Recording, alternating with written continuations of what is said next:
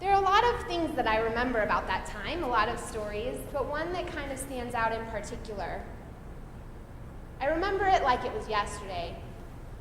He arrived to us like they always did, right off the flight line, getting wheeled up to our ICU unit on a little cot, piled high with all of the machines that were keeping him alive. Things like the respirator and medication pumps. And after we got him settled in, we had to explain to this Marine's family that he was back from war, not from a war injury, but from an acute form of leukemia. I got to take care of him for those first 3 nights on night shift.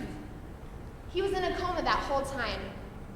On my 3rd night, while I was doing some of my nursing duties, I think I was hanging some medication, messing with the pumps, he turns and asks me a question. And then he starts talking to me. I'm thrilled. I run to get his wife, who was asleep in the waiting room, and I was like, hey, wake up. Your husband's awake. You should go talk to him. So she went in, and I decided to give them some alone time. And in the meantime, I called the doctor. We thought, this guy is making a turn for the better. How awesome. I'm giving a report to the next nurse in the morning, and I'm telling her the events of the night. He was coherent. He was asking questions.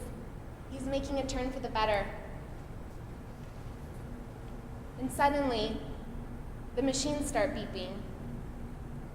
He stopped breathing. He was in a respiratory distress. We all go running into the room, all the doctors, all the nurses. I quickly assume the position over his chest. I'm doing chest compressions. In 1 and 2 and 3 and 4. And 1 and 2 and 3 and 4. And I'm staring at his face, and I can see it start losing its life.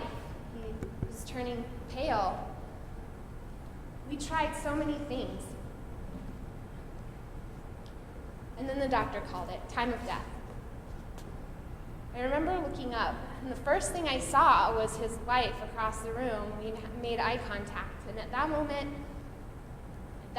I lost it. I started sobbing. I was quickly ushered out by my fellow nurses. See, this isn't something you're supposed to do in front of family. You're not really supposed to get attached like that. You're not really supposed to cry in front of them in these moments. They took me to the break room, and I remember them giving me some saltine crackers and a little ginger ale. You know those ginger ales they always keep at the hospital. Who wants to eat at a time like that? I know I didn't drink any of it. I just went home, went to bed. When I woke up that afternoon, I thought to myself, why are my arms sore? And then it came flooding back to me. They're sore because I was doing chest compressions. They're sore because that Marine died. And then I cried hard again. The first time, I remember that memory again and again and again.